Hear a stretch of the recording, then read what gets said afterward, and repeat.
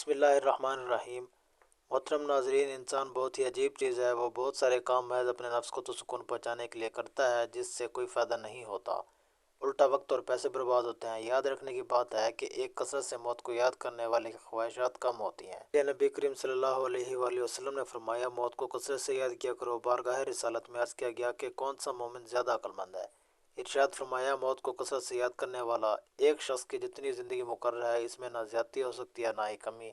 जब ज़िंदगी का वक्त पूरा हो जाता है तो हज़रत जिब्रील अलैहिस्सलाम रूह कब्ज़ करने के लिए आते हैं। शख्स के दाएं बाएं जहाँ तक निगाह काम करती है फरिश्ते दिखाई देते हैं। मुसलमान के आसपास रहमत के फरिश्ते होते हैं और काफिर के दाएं बाएं मरने के बाद मुसलमान की रूह हस्ब मर्तबा मुख्तलिफ मकामों में रहती है।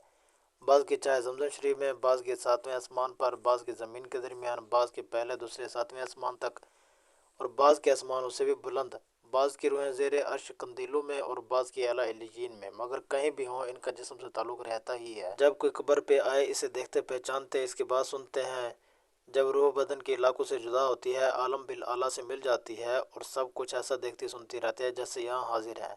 हदीस में फरमाया, जब मुसलमान मरता है इसकी राह खोल दी जाती है, जहाँ चाहे जाए। मुर्दा कलाम भी करता है और इसके कलाम को जिन और आसमान के सिवा तमाम हैवानात वगैरह सुनते भी हैं। जब मुर्दे को कब्र में दफन करते हैं, इस वक्त इसको कब्र दबाती है। अगर वो मुसलमान है तो उसको दबाना ऐसा होता है कि जैसे माँ प्यार से अपने बच्चे को ज़ोर से चिमटा लेती है, और अगर काफिर है तो इसको इस ज़ोर से दबाती है कि इधर की पसलियाँ उधर और इधर की पसलियाँ इधर हो जाती हैं।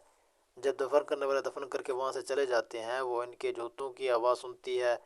इस वक्त इसके पास दो फरिश्ते अपने दांतों से ज़मीन चीरते हुए आते हैं और निहायत सख्ती के साथ करख्त आवाज़ में सवाल करते हैं। पहला सवाल, तेरा रब कौन है? दूसरा सवाल, तेरा दीन क्या है? तीसरा सवाल, इनके बारे में तू क्या कहता था? मुसलमान है तो पहले सवाल का जवाब देगी, मेरा रब अल्लाह है, और दूसरे का जवाब देगी, मेरा दीन इस्लाम है। तीसरे सवाल का जवाब देगी कि वो तो रसूलुल्लाह सल्लल्लाहु अलैहि वसल्लम है। इस वक्त आसमान से एक मुनादी निदा देगा कि मेरी बंदी ने सच कहा है, इसके लिए जन्नत का बिछौना बिछाओ और जन्नत का लिबास पहनाओ, और इसके लिए जन्नत की तरफ एक दरवाज़ा खोल दो। जन्नत की नसीम और खुशबू हवा इसके पास आती रहेगी और जहाँ तक निगाह फैलेगी वहाँ तक इसकी कब्र कुशादा कर दी जाएगी।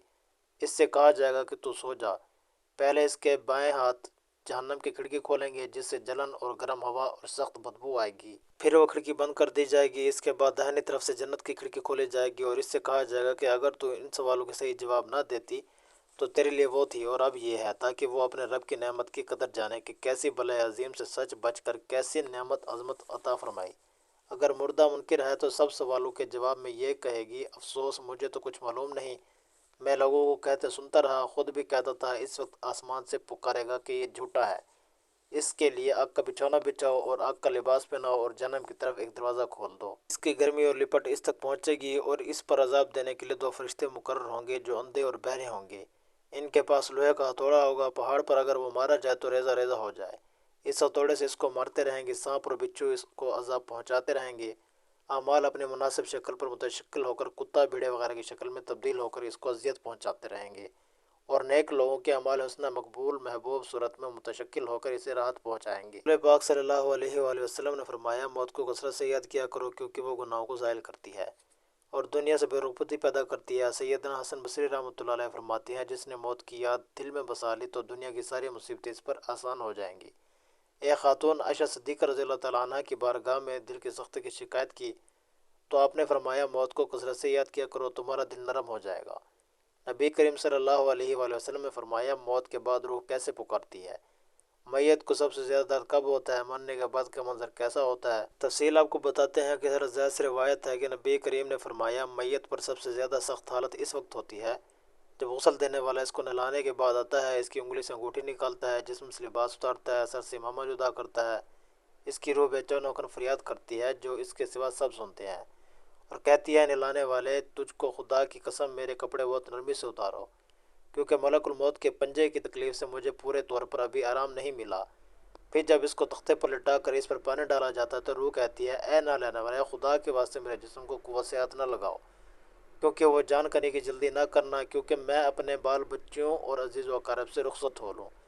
ए जनाजा उठाने वालों, मैं अपनी औलाद को आज मिस्कीन और शोहर को अकेला छोड़े जा रही हूँ।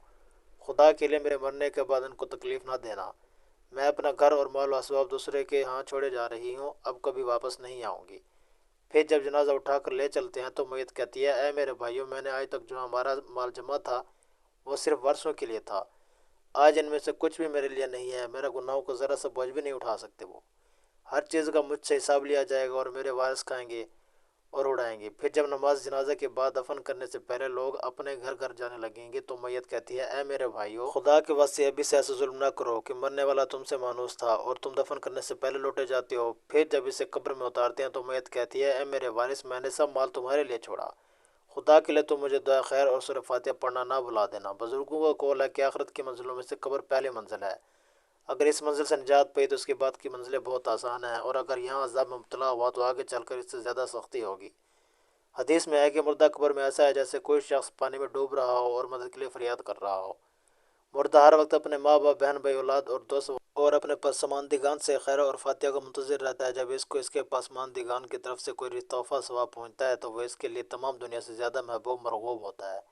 اللہ تعالیٰ اس کے رشتہ داروں کو دعا خیر کے ثواب کو قبرستان والوں پر پہاڑوں کے برابر داخل فرماتے ہیں۔ حضرت عثمان رضی اللہ تعالیٰ عنہ جب کسی قبر پر جاتے تو اتنا روتے کہ ان کی داڑھی آنسو سے تر ہو جاتی۔ آپ سے پوچھا گیا کہ آپ جنت کا جہنم کا تذکرہ کرتے ہیں تب درد نہیں روتے مگر قبر کو دیکھ کر روتے ہیں؟ کہنے لگے، رسول پاک صلی اللہ علیہ وآلہ وسلم نے فرمایا، قبر آخرت کی پہلے منزل ہے، لہٰذا اگر مرنے والا اس سے نجات پائے تو اس کے بعد کے مناظر بالکل آسان ہیں، اور اگر اس کی تکلیف سے نجات نہ پائے تو بعض کے مراحل اس سے بھی بہت زیادہ سخت ہیں۔ میں نے کبھی کوئی منظر نہیں دیکھا مگر ان سب سے قبر سخت ہے۔ محترم ناظرین، کیا ہمارے لیے ان قبروں میں عبرت نہیں ہے؟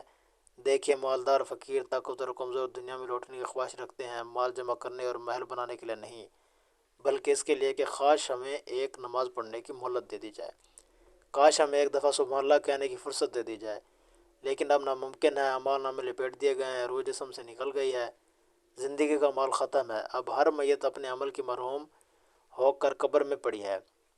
روایت میں ہے کہ ایک حاجت مند حضرت عثمان غنی کے دروازے پر غروب آفتاب کے بعد آیا۔ آپ نے اس سے دستک نہ دی تھی کہ اس کے کانوں میں عثمان غنی رضی اللہ تعالیٰ عنہ کی آواز پڑی۔ اہلیہ سے شکایت کر رہے تھے کہ چراغ کی بتی موٹی ہے جو تیل سے زیادہ استعمال کر رہی ہے۔ حاجت مند نے یہ سنا تو وہ سوچتا ہی رہ گیا کہ وہ ایسے شخص سے حاجت پوری کرنے کی کیا توقع کرے جو تیل کے معمولی سے خرچ پر اپنی بیوی کو سرزنش کر رہا ہے۔ اس نے ارادہ کیا کہ حاجت بیان کر کے تو دیکھوں، شاید میری کچھ امداد کاری دیں۔ دستک سن کر حضرت عثمان غنی باہر آئے۔ حاجت مند نے حاجت بیان کی اور لہجے میں زیادہ زور دیتے ہوئے کہا کہ ضرورت کچھ زیادہ ہی ہے۔ حضرت عثمان غنی نے اس شخص کا ہاتھ تھاما، بستی سے باہر لے گئے جہاں آپ کا سامان تجارت بڑی تعداد میں رکھا ہوا تھا۔ فرمایا، یہ سب تیری نظر ہے، اس سے تمہاری ضرورت پوری ہو جائے گی۔ وہ شخص کھڑا حیران دیکھتا رہا، چنانچہ اس نے عرض کیا، حضرت یہ سب کچھ زیادہ ہے۔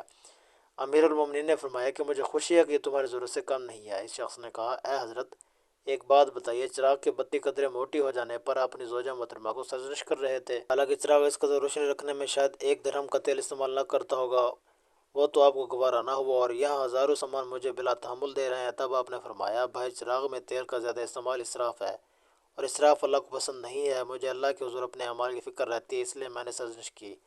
تم نے اللہ کی خوشنودی کے لیے صدقہ دیا ہے جس پر اجر کی امید ہے۔ ہمارے اسلاف کو ہر وقت آخرت کا خوف رہتا اور موت ان کی آنکھوں کے سامنے رہتی۔